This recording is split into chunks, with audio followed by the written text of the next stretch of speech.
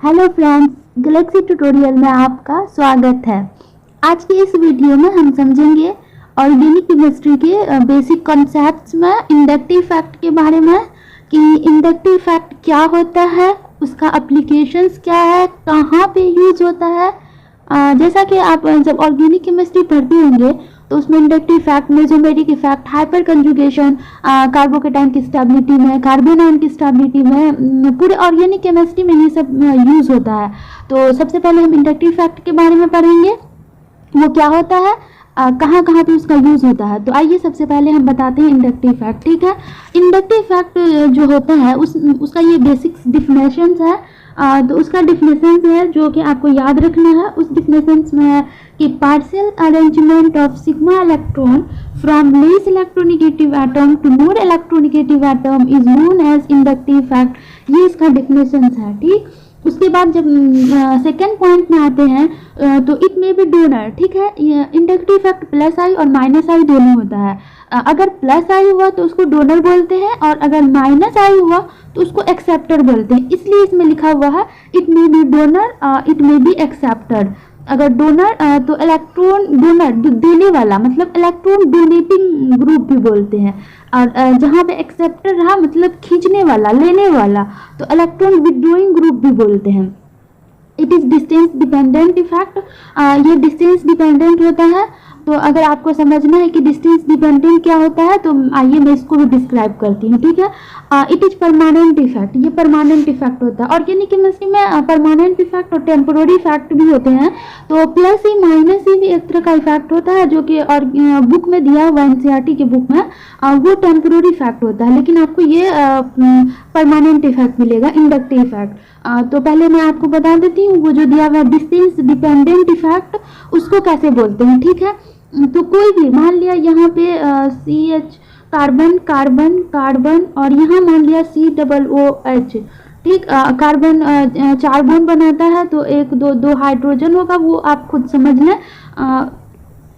यहाँ CH2, यहाँ पे अगर यहाँ क्लोरीन रहा, ठीक, फिर क्लोरीन क्या है, माइनस आई इफेक्ट है, आगे बढ़ेंगे तो इसका इफेक्ट इस ग्रुप में अगर देखें तो यहाँ कम हो जाएगा। ठीक, क्योंकि डिस्टेंस डिपेंडेंट इफेक्ट है। और अगर यही क्लोरीन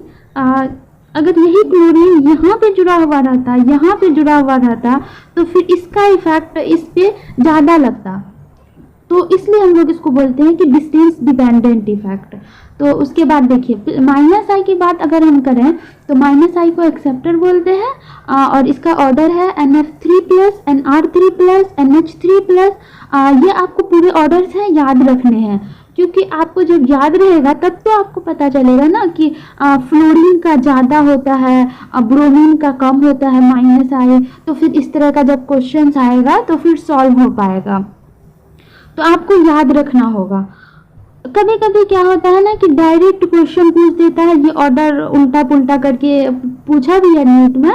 तो इस तरह के क्वेश्चन, जैसे मान लिया क्वेश्चन में दिया रहे NO2, उसके बाद होता है किसका एसिड तो COOH, उसके बाद है क्लोरीन।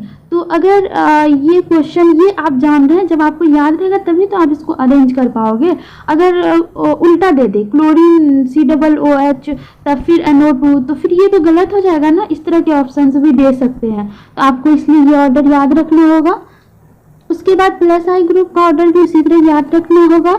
ये प्लस आई ग्रुप का ऑर्डर है CH2-, NH-, O-, कार्बोक्सिलेट और 3 डिग्री, 2 डिग्री, 1 डिग्री और CH3।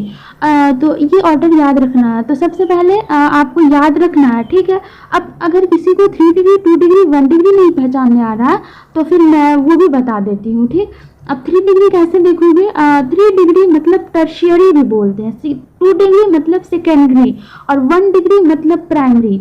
तो हम लोग देखते हैं 3 डिग्री उसको बोलेंगे अगर कोई कार्बन है या फिर कुछ भी अगर उससे डायरेक्टली अटैच्ड 3 अदर कार्बन रहे तो इसको 3 डिग्री बोलेंगे।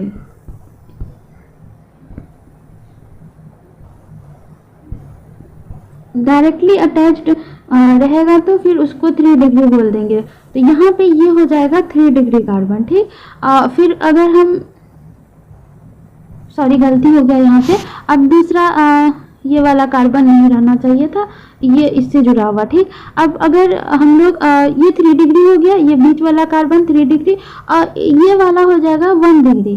क्यों? क्योंकि ये वाला कार्बन डायरेक्टली अटैच तो एक ही कार्बन से है, इसलिए 1 डिग्री। अब उसी तरह 2 डिग्री कब बोलेंगे? ये है, ठीक है। तो ये कार्बन जो है डायरेक्टली अटैच्ड अदर कितने से है? 2 कार्बन से जुड़ा हुआ है, तो हम लोग इसको 2 डिग्री बोलते हैं, ठीक। अब बैलेंस क्या करना है? तो कार्बन 4 बॉन्ड बनाता है, तो 2 कार्बन से जुड़ गया तो 2 हाइड्रोजन होगा। अब ये वाला कार्बन 1 कार्बन से जुड़ गया तो इधर 3 हाइड्रोजन होगा, उसी तरह करके ये, तो इसी तरह पहचानेंगे 3 डिग्री, 2 डिग्री, 1 डिग्री। अगर फिर ये भी रहता है प्लस आई का order in case of isotopes के केस में आपको याद रखना है Ct3, CD3 और CH3, ट्राइटियम का ज़्यादा देन ड्यूटेरियम देन प्रोटियम, मतलब हाइड्रोजन। अब आते हैं कि एप्लीकेशंस इंडक्टिव फैक्ट का कहाँ पे होता है, ठीक। तो कहीं कहीं क्वेश्चन में एसिडिक स्ट्रेंथ ऑर्डर निकालना होता है, तो उसमें भी इसका एप्लीकेशन होता है। तो ये डायरेक्टली प्रोपोर्शनल होगा -I के। उसी तरह कार्बोकेटाइन की स्टेबिलिटी अगर हम लोग देखेंगे तो वो डायरेक्टली प्रोपोर्शनल होगा +I। कार्बोनाइन की स्टेबिलिटी अगर देखेंगे तो वो डायरेक्टली प्रोपोर्शनल होगा -I ऑर्डर के। तो आपको ऑर्डर याद रखना ही है, ये पहले ही मैं बता चुकी हूँ। आइए कुछ क्वेश्चन देखते हैं, ठीक। तो इस क्वेश्चन को हम लोग सॉल्व करते हैं। ये क्वेश्चन दिया हुआ है और आपको पूछा है एसिडिक स्ट्रेन क्या होगा, ठीक, ऑर्डर। तो सबसे पहले हम लोग सॉल्व कैसे करेंगे? देखिए ये कॉमन है सब में, ठीक, सब में कॉमन है,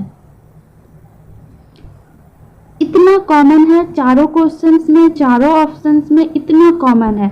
उसके अलावा जब हम लोग बात करते हैं तो ये देखने को मिलता है कि ये CH3 ग्रुप यहाँ पे है, ये CH3 यहाँ है, ये इस पे यहाँ है। CH3 क्या था? 3 डिग्री, 2 डिग्री, 1 डिग्री। +I होगा, +I क्या था? Distance dependent. ये +I ये इसके नज़दीक है, सेकेंड वाले में ये इसके नज़दीक है, तो इसका इफेक्ट ज़्यादा होगा। लेकिन अब इससे क्या है, एक कार्बन सेकेंड कार्बन था, ये यहाँ पे हो गया, थोड़ा दूर हो गया, ये तो और ज़्यादा दूर हो गया, तो इसका इफेक्ट थोड़ा और कम होगा।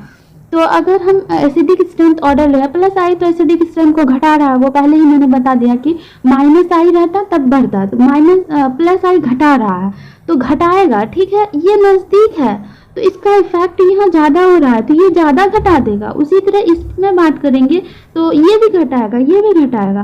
तो सबसे पहले कि ये तीनों ऑप्शन तो ऐसे ही छट गए कि ये घटा रहा है, तो सबसे पहले होगा फर्स्ट। उसके बाद जब फिर हम लोग बात करेंगे, थोड़ा ये दूर है तो ये +I ये इसमें थोड़ा कम इसका इफेक्ट डालेगा, तो इसलिए इसका 4 हो जाएगा।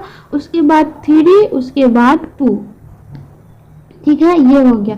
उसी तरह यहाँ बात करते हैं, ठीक। यहाँ पे क्लोराइड है तो क्लोरीन का -I है, ये यहाँ आ गया, उसके बाद ये यहाँ पे आ गया, तो एसिडिक स्ट्रेंथ ऑर्डर क्या होगा इसका? तो -I के डायरेक्टली प्रोपोर्शनल होता है, तो इसके वजह से ये इसका इफेक्ट यहाँ पे ज़्यादा हो रहा है, उससे कम यहाँ होगा और सबसे कम यहाँ पे होगा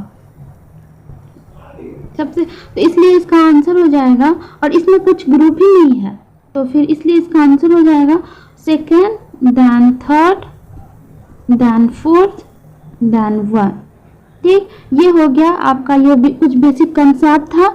उसके अलावा मैं नेक्स्ट वीडियो में carbocation, carbanion, acidic strength order कैसे देखते हैं, carbanion, acidic strength order, basic strength order, ये सब कुछ मैं बताऊंगी। तो फिर आप इस वीडियो को शुरू से लास्ट तक देखें, इंडक्टिव फैक्ट को समझें, और जहाँ कहीं भी समझ में ना आया हो फिर से देखें वीडियो को और आपको समझ में आ जाएगा। तो फिर ठीक है, मेरे चैनल पे बने रहने के लिए चैनल को सब्सक्राइब कर दें ताकि जो भी वीडियो आता रहे आपको नोटिफिकेशन मिलता रहे। तो फिर मिलते हैं नेक्स्ट वीडियो में।